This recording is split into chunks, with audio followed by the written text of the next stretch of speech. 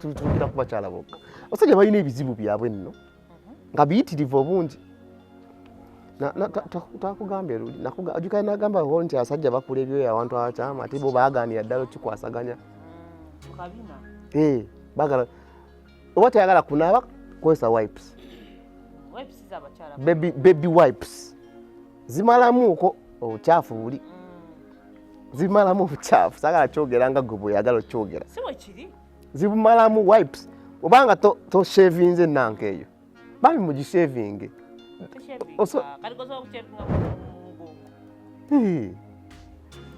omugongo ne kabina kati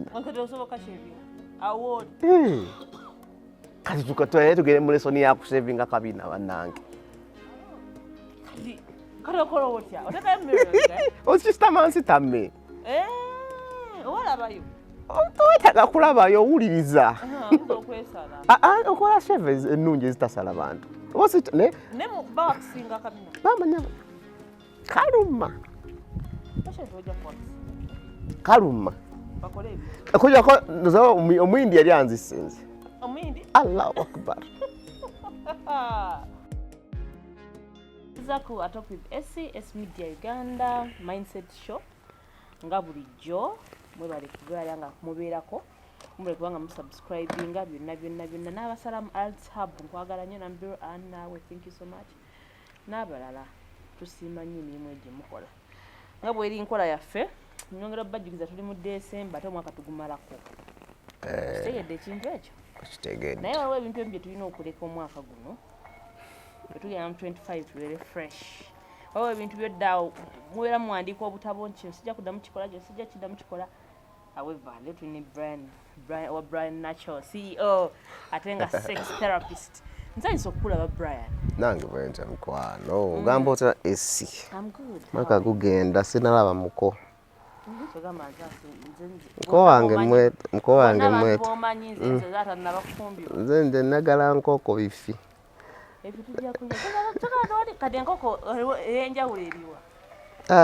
Njagala ekifinga kivudde wa muko omukulu.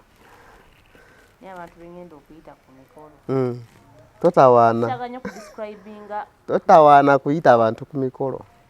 Bajja kujja gwe tobayita. Gwe teekawo omukolo bajja kujja. Describinga njagala omusajja bw'ati. Kale tokyogerako njagala omusajja bw'ati. Kati nze nnamu ekyo njagala omusajja bw'ekiwago.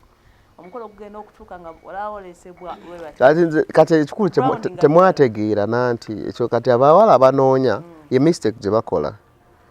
Bw'obanga onoonya omusajja noonya musajja. Bw'oba osaba ky'osaba kyonna oba osaba Katonda saba omusajja. Bw'oba osaba Allah saba omusajja. Bw'oba osaba jjajjaawo saba omusajja. Enjawulo eriwa? Koza abaana bajja nnyo nga banoonya ewange. N'omudescribing nga n'omugamba kakati esi describe the man you want. Omusajja mulungi nga Bryan, omusajja awunya bulungi, omusajja alina mu kusente, omusajja nga ali mentally independent. Bw'omala obimpa byonna nga mbigambye ne nkugamba kati fuuka oyo omusajja. Osobola okuwasa esi? Oyo omusajja gwe go describing. Oyagala. Gweweegomba. Bw'oba nga gwe ye. Osobola okuwasa gwa mwagala. Osobola okuwasa oyo. Ogekolanga kati gwe oyagala omusajja ow'ekiwago naye gwe okyalina you're not fit. You're not flexible. Naye gwe oyagala ali flexible. Oyagala omusajja simanya ali very beautiful, very well put, healthy. Nga ku byonna gwe byoyogera olinako 3%. So we don't attract who we want. We attract who we are. Tonoonya musajja. Bwanga osaba nasosaya kuwa omuntu. Saba omuntu akutegeera. Akutegeera. Ekitegeeza nga gwe maama muwalawo n'akugamba mami njagala mmere. Ne tuteekamu obutwa. Tuteekamu omunnyo omungi. Mami tuteekamu tebisiriira. Kakati fe abasaba abakkiriza in faith there's something we believe in, setting our intentions in the universe. Nogamba I am ready for marriage. when you're ready for marriage kiche kitegeeza ne Bryan ali ku kamera tomuboggolera kubanga musajja n'oli gwe tsanze ku Gateman tomuboggolera kubanga musajja. You're ready for marriage otandise era nze ndaga kasosanga omusajja omukazi nga tanso buuza buli gwasanze omanyi yali ready for marriage. Hello, how are you? Good, how otanso kweyisa obulungi mu supermarket yona tolekanira abantu. You're ready for marriage.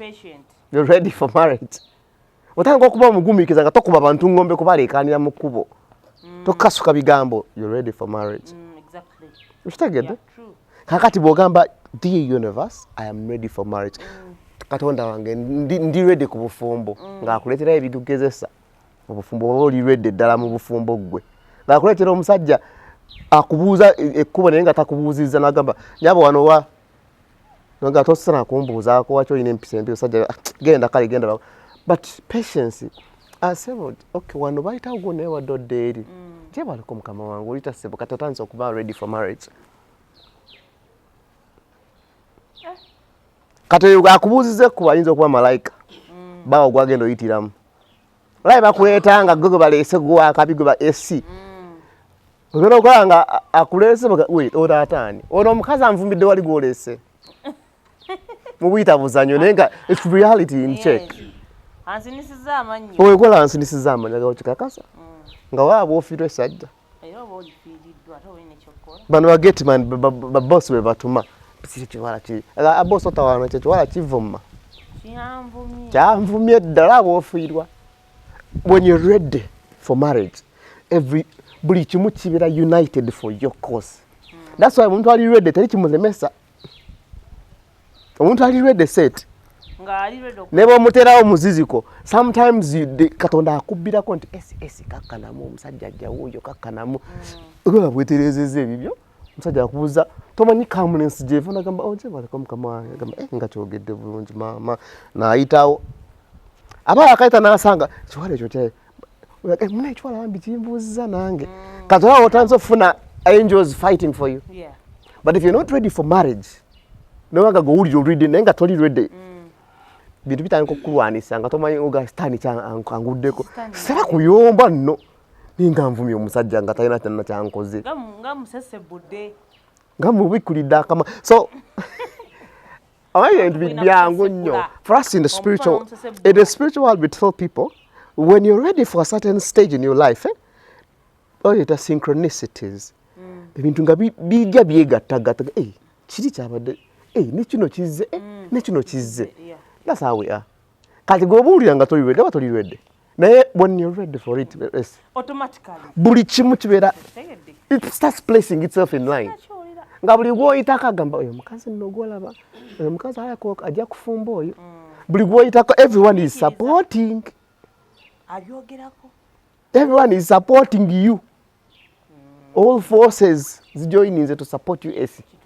That's why omuntu ng'ali ready nga ne universe emusetinze ne bw'omulwanisa n'ebyo birala nga seebyo mu buli kimu oyinza buli wano onoonya kamera zikubuzeeko tolina kamera osanga gayeri ng'alina atambula agamba I saw your videos check the cameras genda okole bitambula tuzungiddeyo buzungizi 2025 atuwadde buli omu alwana abasala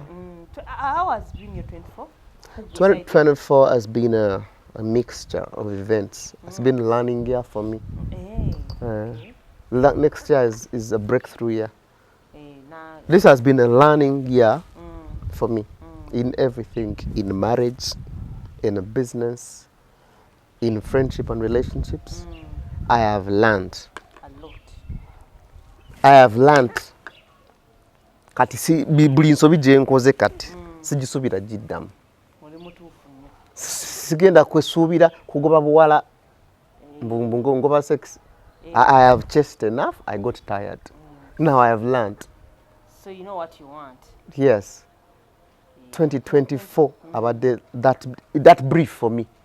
Learning process. Omanyoku ejecting and no nateka mukasidi nekayingira no katekamu no kajjamu Kati nze mbaddemu yo process. Eject and... To me it has been a tough one. But regardless, we move. Yes. Yeah. So, always but now nakueleza ka message naoseka. Nenga kati nga gwe sex therapist. Always bintu byo dawo noga na ebi ne bintu binakoma mwaka guno. Okitegedde. Noga bine ebintu n'abaana abawala abali eyo n'abaana abalenzi binakoma mwaka guno bintu ki ebyo? Empale ezirimu obutuli. Ate buli mukazi alina empale erimu obutuli.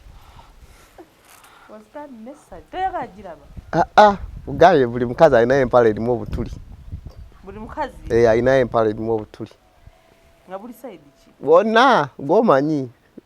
2025. You see, vibration wise. Yeah.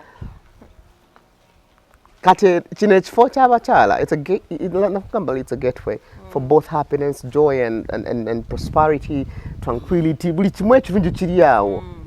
Kati ebibibika olaba nga ate nabyo bifuuse obulere. Waliwo ekikyamu. Mukazi nagajja mujjako ettaala ng'ayagala kujjamu kapale kayulise tayagala okalabe. Amanyi kati aba sex therapist.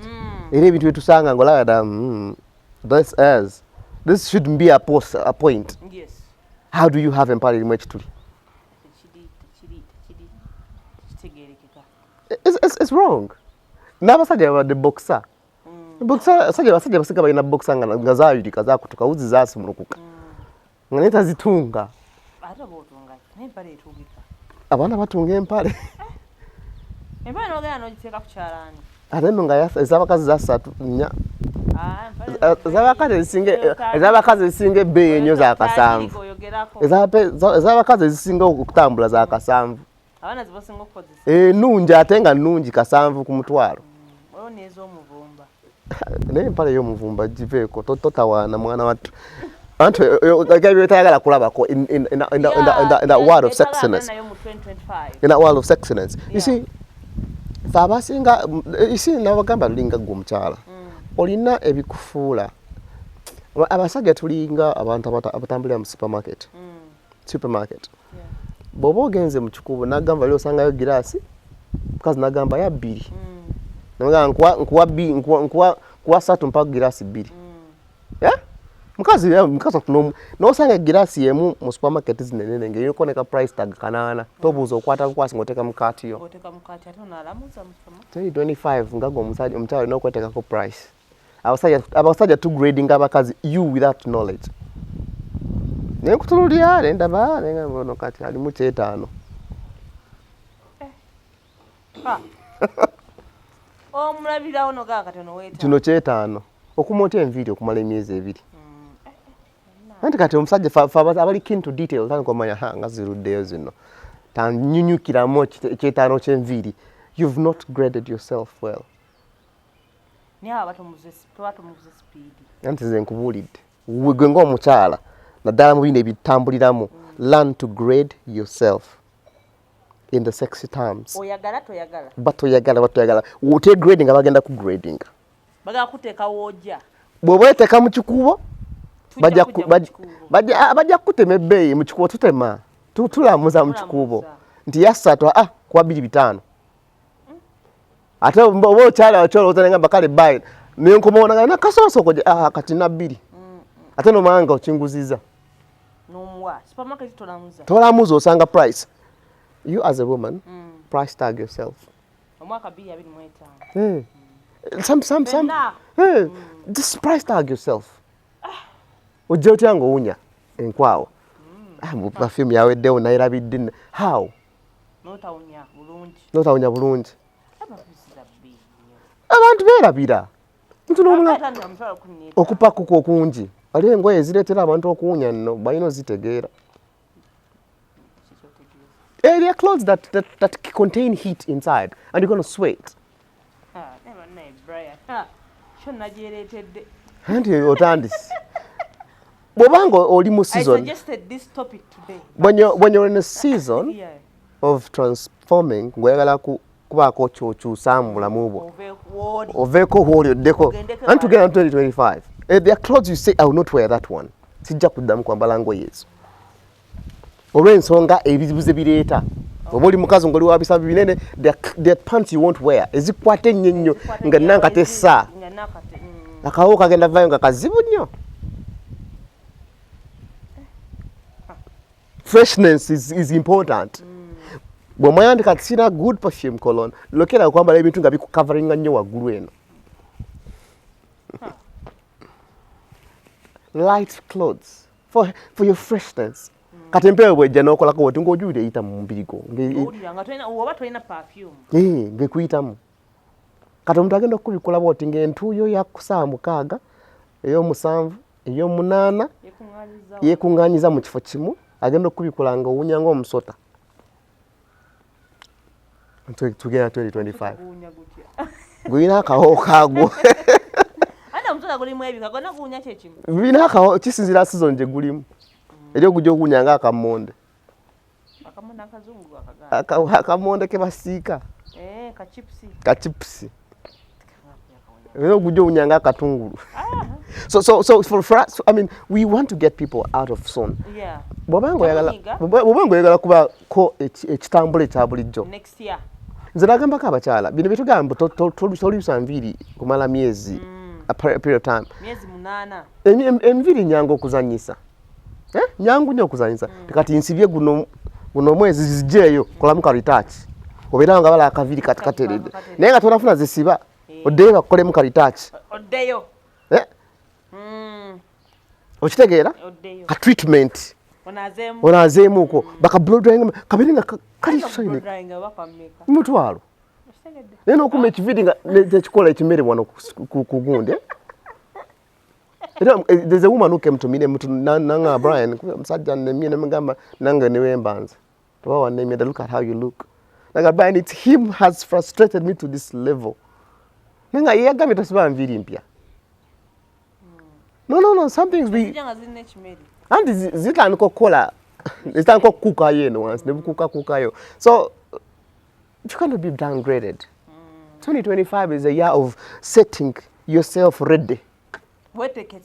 Weteekateeka oba kwetega but weteeketeeke. Anything is happening esi bakubira esayi nagamba esi there's a TV that has been moving out of this country. We want to give you everything and run the TV.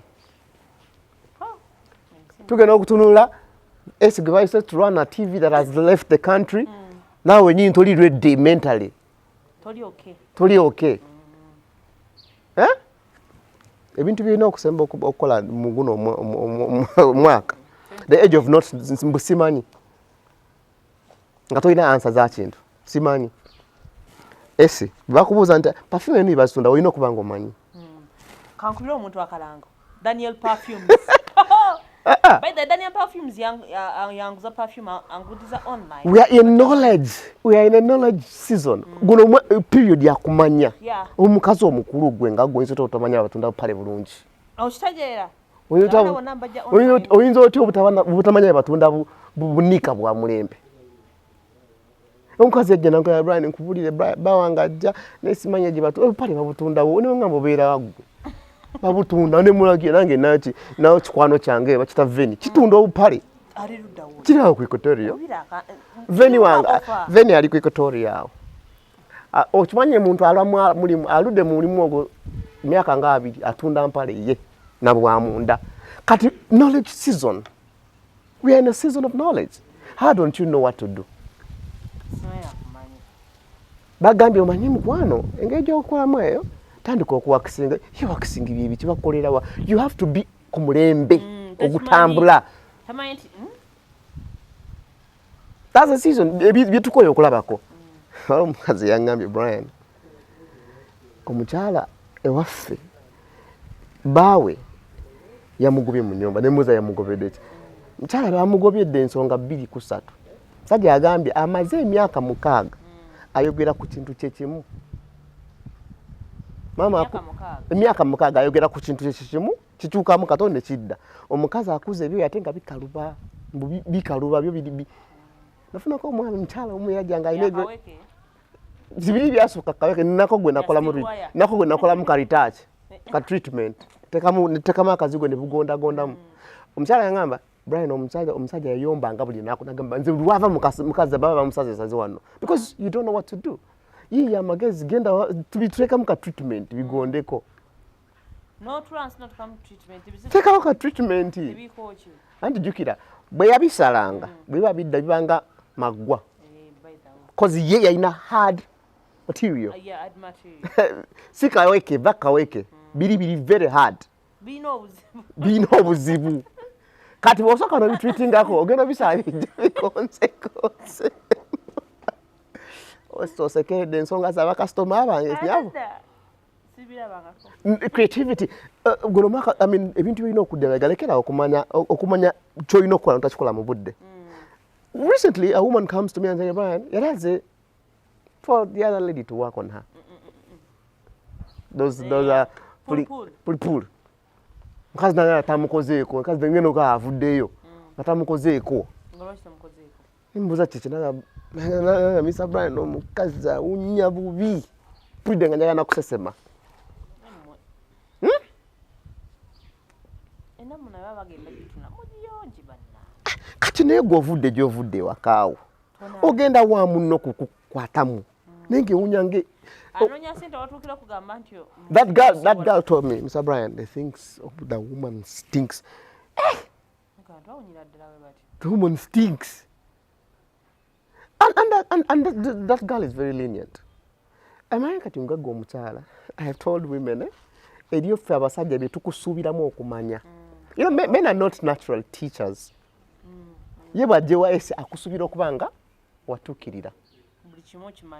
But most men who are not learned like us,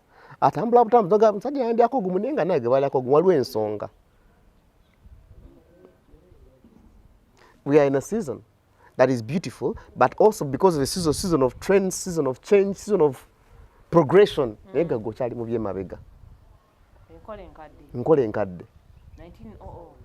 One of the things that I've learned in my series as a teacher, abantu bangi amanye bizibu bye bulungi nnyo te atamanyi ogesa tamanyi bizibu bye okimanyi amanye bizibu byo okijukita buli omu amanye ekizibu kye buli omu amanye ekizibu kye bati gwe omanye ekizibu kyo tewe how did I say in Luganda nti tewe kubagiza yeah tewe kubagiza buli kimu mu nseno kina solution you just looking from the wrong places. Yeah. But you solution. You're just looking from the wrong places. I am what know in a week I want to buy the vehicle. I'm from summer recently. I summer badja. Badja. But I'm so quite for some reason I have 90% of my clientele. I think people watch us. So this is a quite in general. Yes.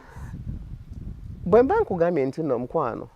Chino chibi tonyiga kize nsobi muntu agama kanti ekintu chibi tonyiga tobitambuso tubireta mbusungu omuntu yanga Bryan umusajja ngambe I can't give that man my sex again. How could he say that to me? Nga madam yakugambye eki how can he say ntakantuka kabi kamala bidrabu the guy yamweza voice note a voice note nge yagamba kantu kali ngawo omwagwe ngamia bananga mutukubira ekifaananyi omwagwe ngamia kasi eno engamia ekoleeta engamia e camel yetika mbo mwagwe kantu ke kali ngawo omwagwe ngamia. I looked at the voice note, I listened to it, I laughed. The woman looked at me and said, are you supporting this? You know, because I had that sense of entitlement. Madam, let somebody, do you like positive feedback only? Even the negative, let's take it. Come and see. Truthfully, you think it's bad. You're coming. No, kati sijja kwogera kugundi. Muna katonda atukola fena esite tufaanagana. Nze nagamba kabata one of the kino kikumiza omwalange yanga Bryan. Bulijjo tutawanya abasajja ne tubagamba bazunga ki ekintu kye kimu. But I've learned that it's not the same. No, it's not the same. It's not the same. Nange nakitegeera. It's not the same. Bw'obanga oyagala kutandika omulimu omupya, tandika okubeera your own judge. Tekawo mira. Evu. Gwe padi zokya abakyala n'atanga okubambuka ene mabbali. N'aba black, Si black wokka. Okumanya okwokya, okubambuka n'atanga okuyirikayika obuli babbali. Nedda. Season webanga ebadde ya nnaku 4 3 ogenda okujjamu nga bwebanga wamaze dde ekintu kyo nga kuliko obubambuse. Bubaako nga bubambuse obuli bali bwobwo. Ate nga otakola bubaako kavuvuva akatonotono. Kati scrubbingako. Gwoyaga nze ngawe nagoba abantu ku bakuli olw'ensonga zange ze twabamalirayo. But I was telling you, gwe kyotali okiwa banno. Ate osobola. Yes, have you realized that abasajja abakyala abasinga omugwa ebbakuli tayagala omukiisinge? Era tunuleri. Tunuleri. Waleeta omwanga gatwalira ekimu. Tayagala because naye kyamanyi si kyo kitambula. So wetereze. Nakagambye beera ready for a season. Omanyi bano akyabajjandaga Bryan omusajja andiddeko gumu n'atadda. Teweetegeka. Abakyala ababeera single for a while. Simanyi oba nawe oli mu bo. You get a complacent season. Nogamba teri agenda kundaba ye kinfaaki. Pale neteekateeka. Naye oba oli awo ekintu nekikukyamula nga kiddayo. Awe kikuyita nti tugendeko wana eno. Nodduka emisinde. Weerabidde. Nga weerabidde ogenda okujjukira Mukama n'agamba hala. Nabaddeko. Omusajja n'agenda nga alojja. Kyenalabye ku mwana. Mulabirawo. Ku mwana ng'omuddo alinga nga aguliisa ente embuzi. Just ngezesa bugezesa. Ngezesa. But so for ebintu tegala kuddamu kulabako bye bino ebintu bi excuses ebyo. Sabade, how down to you ready?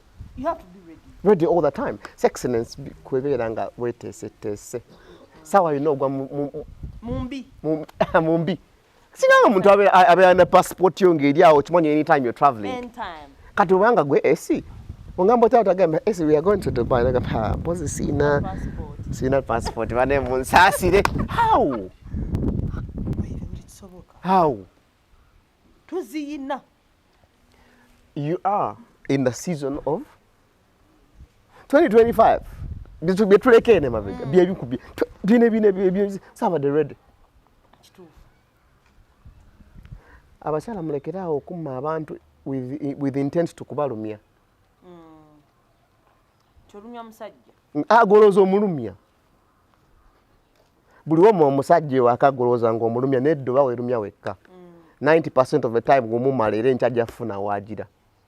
Nasomako ka article naye nga tena ngembinako experiences. Abasajja abasinga okugula amalaya abasajja bafumbo. Omanyi lwaki? Ewaka bali bafuuka basista baabwe.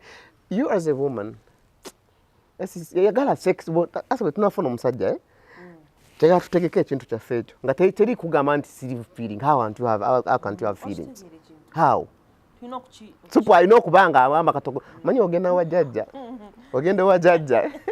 Gajja abeera n'akatogo nga katokota kabamu supu buli kaseera. Abeera awo nga yabuubiza akantu every time weyagalira kabaawo. Buli kaseera. Kati namuna erina okuba nga ekulukuta buli kaseera. Era olanga namuna tekulukuta omanya ndwadde. Sikulukuta okukyamu. Sikulange okulukuta ebitali birungi. But it has to be wet throughout it. So prepare yourself every day. Kiki kyonywa kulwa namuna. Abantu bagenda simanyi what are you doing to that girl to be ready? Kati tegedde ka okra. Eri anti ekituko kale gwe batagira ekituko kijja kuleetera obuzibu. East mungi. Anyway. Kati tewali kintu sa east because ekituko kyo kirina engeri ekiwoomereramu.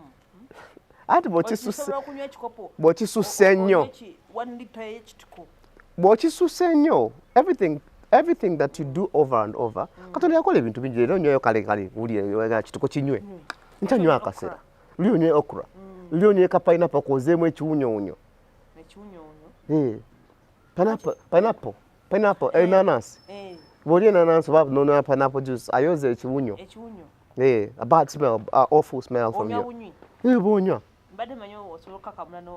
kiri gy'oli osobola okukatawaaza bw'oba oyagadde ne kakaaka kaba bulamu pH yako ndalamu okwo kayinza oba bulamu bale bw'okanywa gwe buli kyonywa eno kigenda eno just know gwege funayo akagagi leero okakamule nkugereza ola God created us funa akagagi kasigeyo for a few minutes ogenda ng'obwejjagala bukaawu wano ng'obukawulira wano bye twagala okugyamu out of the system at this period of time. Yes. You as a girl, I remember one time one of our friends told us, like, Bryan, but as a married woman or as an old woman, I'm a very gagwa, yes. Gai no kugwa. Gai no kugwa. Shiri okay. Eri agagwa ngataza alanganako. Ngataza nenga gagwa. Nzange beyi datenga yayonsaako Katonda akola alina abantu bakola nga bo bali faamu eyo n'abalina bibeekolera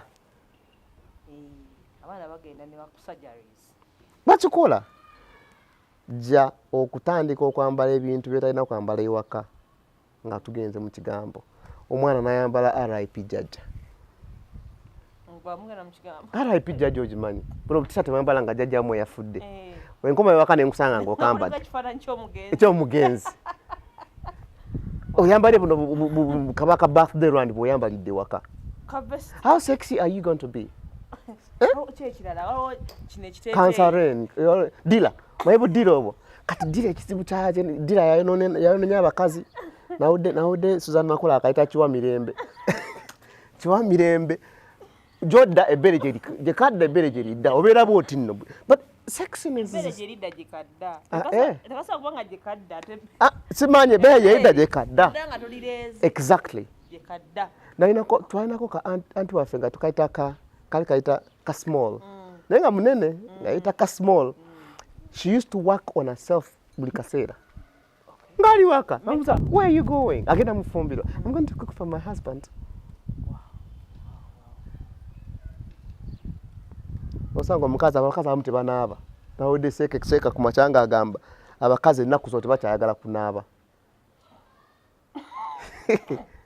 ng'asibye ewaka lunaku tanaabye avudde mu buli tanaabye n'agenda n'ateekako kiddira kye anti ali waka nayambala akapale k'omwana ku mutwe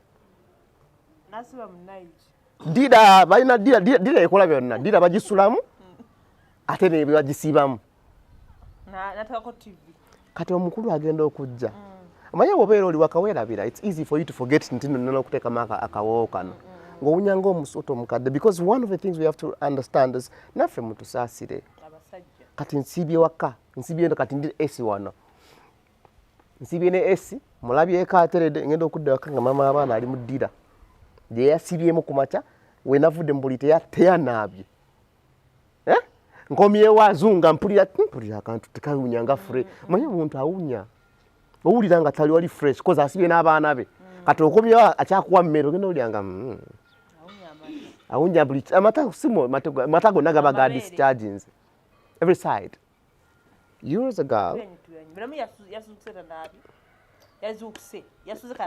yasuze anaabi ajja kuddamu okunaaba nga agenda okwebaka kubanga wooli asibye azunga abakazi bamu tebaagala kunaaba bayira naddala ng'asiiba waka that's why omukazi asiibye waka kisiraani kyereere nga takola because they forget about life. We are telling people. I remember one of mine's another experiences when experiencing a daily by daily. Mchalo myagana agamba bawange yankuteko nambuza ni igwani bwofuluma ndaba mulala bwe tubeera waka I see your mother obeera nga maama wo Stop, women, stop working on yourself when you're going to out. Ngogenda mbalaleri. You're going out, you want to look good. Ewakana oliokufuka ng'ekisimula. We are in a buli kaseera beera ng'oli mu ka transition akatambula. Wala omukyala yabeeranga ne baafa edda. Ng'agamba abaana b'abawala. Bw'oba ofulumewa ng'ogenda kulona mazzi sooka weekoleko. Mwana mami, I'm going to get water. Omanyi g'ogenda osanga. Do you know who you're going to find? Ni gomanyi g'ogenda osanga. Nange nali mbikola edda nno. Nga neebeera mu kyanja ndi mu sando shorts. Kati abakazi abantu nga bansanga nze nga ndi ize osi nga ntambuza mbwa zange nga neno gwe engeri weeyisaamu abantu si bakulaba. Starts every time you're stepping out, step out to present, step out to represent. Every time you're stepping out, step out to represent. Eri obugato bwogamba kosijja kambala. Akosijja kambala. Simanyi flip flop. Nze ng'osanga nyambala nigina. How? Where? Nze mulekwa? Nze mulekwa? Pozi nga ndi mu nnyumba waka. Nze mulekwa? Kizibu. You are supposed to be presenting yourself every day. Oli mu katale, oli mu katale. Nadakati kagwe esi. Tandika okubanga buli wojja ku so. Tulaba Oprah. Sorry. Mbale ne yabide. Ojanga Oprah. Abantu abali eyo. Nze ola ebintu. Ogambi Oprah. Ngojanga Oprah. No, yes you, but you the standing you is there is a standing you. Oprah. There's a standing you. Mwako kujja mbele nga Oprah. Bajja kutuyita tugende Bryan, we're shooting from Dubai. Flight is we are going to shoot from Air Uganda nga tugenda. Kati bino yebigendo gende. Sorry. Sorry. But we are in 2020. We are presenting. Enja zinza tokutana nezigwako. Wabukoze. Wabukoze enja zitandika okugwako. Nolanga jela atambudde waba akutambula ready no natambulaka ekitundu natambulaka kali edyo kana akagala akatero vaaka akabakyalo bake kanaaba waliwo akavaako amangu waliwo akanaaba waliwo akagala akamu akasinga okuvaako amangu buvaako mangu nga kagudde wali kalina gye kayingire woocha. So ideally mubikomye mabega. How?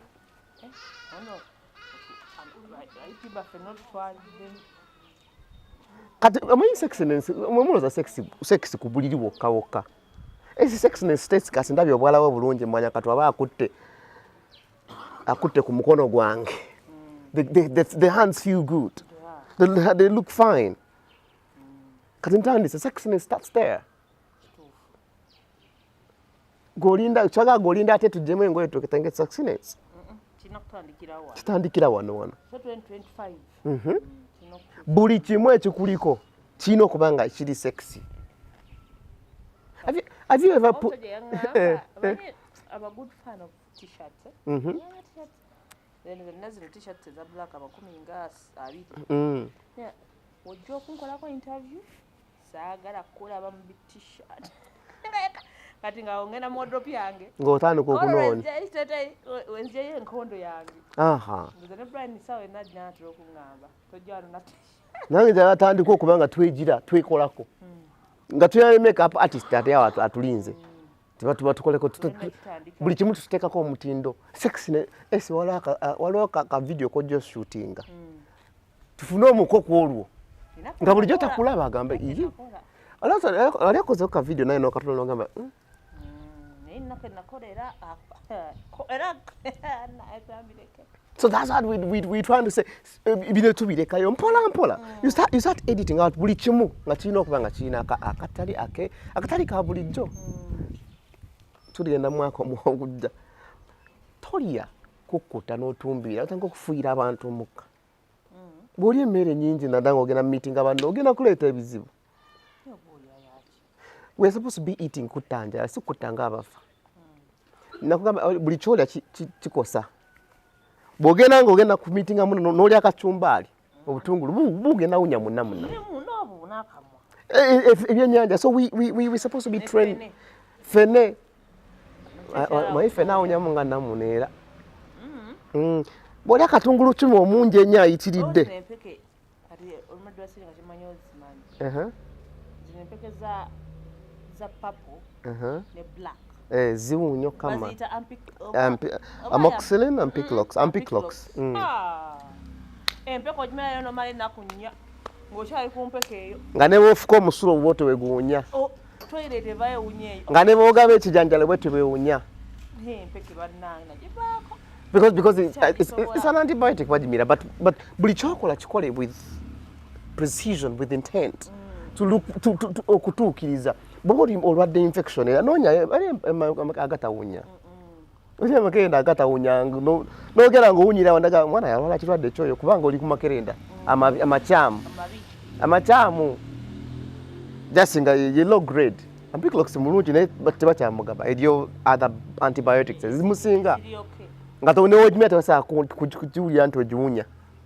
Things are trending. Nega ng'oli mu bikadde buli kaseera mu bikadde. Gokimanyi abakyala bangi babeera n'obulega nga tebufaanagana na mpale. Akalega okagula mu kikubo mpale n'ogigula eri waggulu.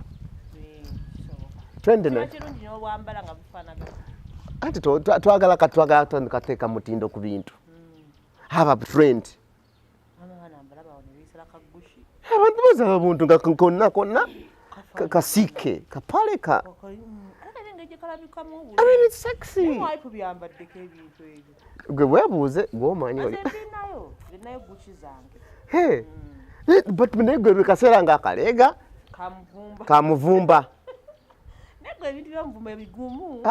Nga kamuvumba nga n'akapale wakagula eri kabalagala ku muyaye ng'atembeeya nga tebikwatagana. Kati no lw'oyambadde ebifaanagana, there's a way it feels sexy. It feels sexy to your man. Your eyes, beholding it, it's beautiful. Tandika okumakingako. Kayinza ogula nga si same brand. At least ng'empale ya kala yemu n'akaleega. At least nga bifaanaganamuuko. Akaleega kaba ka pinki, empale neba ya pink ne white. So now like there's a trend. Mulimu akafaanagana, mulimu ka pinki. Nga bufaanagana. Sexiness teva mu bintu bingi nnyo. Ojja kudda mwe modole we myule naye nga si byenjagala nga there's something you can do, dress up n'empulira nga kintuuse wano. Mawa nze kati ne mukyala wange tulina omukwano ogw'okuzannya. Tulina omukwano ogw'okuzannyirira. Kati ezo hapena nze ngula empale za mukyala wange. Gwamugulira empale. Ate kuva dda. Because I know her. Ate nze asinga nze ntambula nnyo okumusinga abeera mu office all the time. Abantu office tebaba na budde bwabwe. They have little time to do those things. Nze nina obudde bungi. I have time. Nze neekozesa. Bw'ompita ano nga nzijja. Customer ajja kunninda. Eri ajja omukolako. But I have time to go do some of the things. Era nga bagambye, maybe, talina na kunninda. But I have designed a trend ngamba I think I know what. Kati gobanga oli musajja naye nga tomanyi size ya mukyalawo. You're not romantic. Ebyo bikolako olumu na lumu. Kati nze the art of women bw'omuwa sente miliyoni nga 2 agula akaleega. Ajja bugula naye sijjaba. Naye bw'ogenda n'okaleeta, there's a way she feels special about it. Kalabika bulungi. Kamulabi ate kaba kamunyumira. Ate kiwulikikana bulungi. Ebintu byetulina okuleka as early as far as back. Naddala naffe abasajja manyi tulugira ku bakyala bokka. Abasajja balina ebizibu byabwe nno. Nga biyitirivu obungi.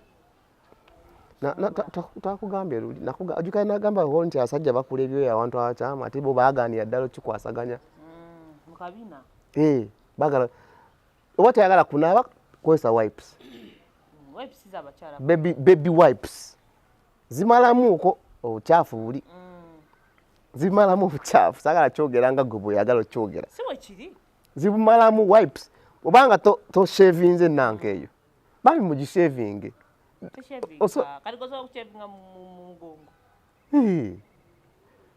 omugongo naye kabina kati tukatwaye tugere mu lesoni ya kushavinga kabina bannange okisitamansi tamme towetaga kulabayo owuliriza okola sheve ennungi ezitasala bantu bamanya kaluma okujjako omuyindi yali anzisenze allahu akbar